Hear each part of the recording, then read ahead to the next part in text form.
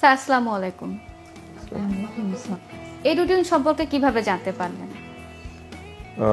Basically এটা আসলে সবাই যেভাবে খুঁজে ইন্টারনেটের মাধ্যমে আমরা প্রথমে গুগলে সার্চ দিলাম যে আসলে বাচ্চাদের অ্যাবাকাস কোর্সের জন্য আমি খুঁজছিলাম যে অ্যাবাকাসটা কোন জায়গায় দেওয়া যেতে পারে।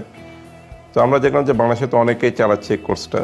তারপরে আমি অনেকের সাথে কথা বলেছি, তো এডিটিংয়ে কথা বললাম। প্রথমে জানলাম যে এটা যেহেতু আমি খুলনায় থাকি, খুলনারই একটা প্রতিষ্ঠান, কিন্তু আমাদের ঠিক আছে, তাহলে তো খারাপ হয় না, যেহেতু এলাকারই প্রতিষ্ঠান দেওয়া যেতে পারে। তারপর আবার সব কিছু মিলাই চিন্তা করলাম, যেহেতু বাংলাদেশে তো অনেকে এটা চালাচ্ছে, কেউ কারোটা অনেক এক্সপেন্সিভ, আবার কারো নতুন শুরু করেছে, হয়তো বাংলাদেশে খুব রিমোট এলাকা থেকেও অনেকে চালাচ্ছে, এরকম আমি খবর পেয়েছি।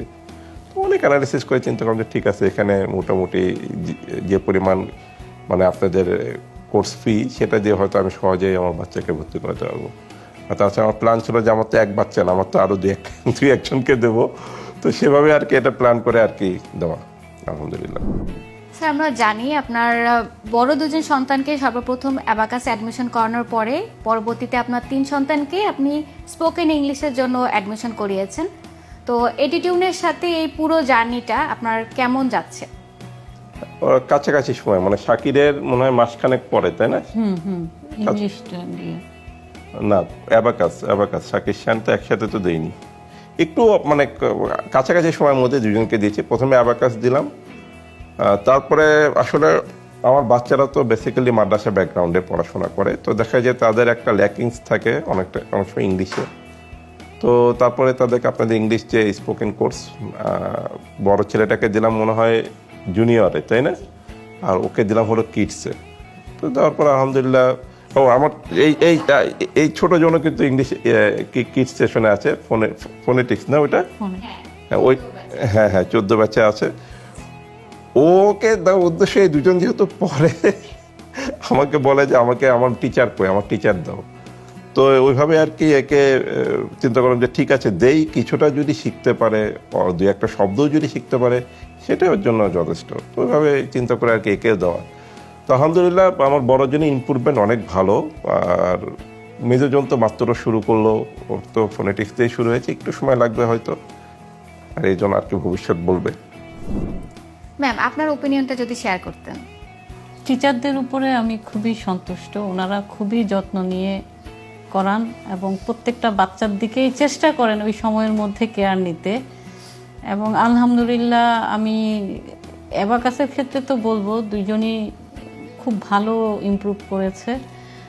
আর আমার বড় ছেলে একই ম্যামকে 2 সেশনেই পেয়েছে, তো আলহামদুলিল্লাহ।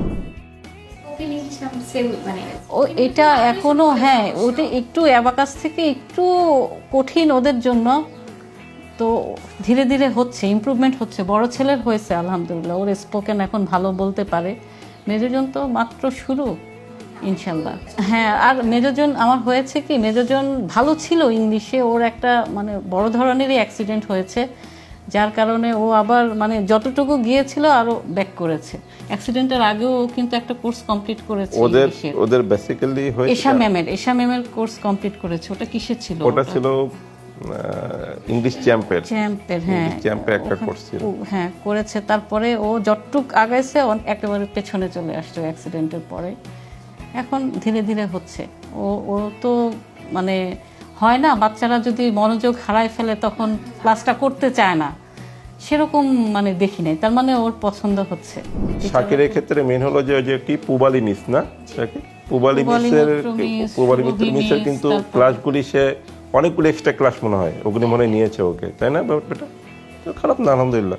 পুবালি মিসের ক্লাস করে সে যথেষ্ট হ্যাপি। আমাকে বলে যে বাবা পুবালি মিসের ক্লাসে আমাকে অনেক কিছু এক্সট্রা বোঝাই দিচ্ছে, এক্সট্রা কিছু ফর্মুলা শেখাই দিচ্ছে, যেগুলো আমার জন্য খুব ভালো। যাক আলহামদুলিল্লাহ, ও হ্যাপি ক্লাস করে। শাকিরের ক্ষেত্রে মেন হলো যে কি পুবালি মিস না, পুবালি মিসের কিন্তু ক্লাসগুলি সে অনেকগুলো এক্সট্রা ক্লাস মনে হয় ওগুলি মনে নিয়েছে ওকে, তাই না? ব্যাপারটা তো খারাপ না, আলহামদুলিল্লাহ। পুবালি মিসের ক্লাস করে সে যথেষ্ট হ্যাপি। আমাকে বলে যে বাবা পুবালি মিসের ক্লাসে আমাকে অনেক কিছু এক্সট্রা বোঝাই দিচ্ছে, এক্সট্রা কিছু ফর্মুলা শেখাই দিচ্ছে, যেগুলো আমার জন্য খুব ভালো। যাক আলহামদুলিল্লাহ, ও হ্যাপি ক্লাস করে। ইচ্ছা ছিল যে একসময় আপনাদের এখানে ভিজিট করব, বাট আমার আসলে সময়টা, আমি হয়তো যে সময়টা ফ্রি হই, আমি ফ্রি হই বেসিক্যালি রাত সন্ধ্যা 7টা-8টার পরে। তো দেখা যায় যে ওই সময়টা আমার মানে আসার মতো কোনো ইয়ে থাকে না, যে আপনাদের অফিসে ওই সময়টা ডেফিনেটলি বন্ধ হয়ে যায়, আমি আসবো বা কথা বলবো, ওটা আর হয়ে ওঠে না।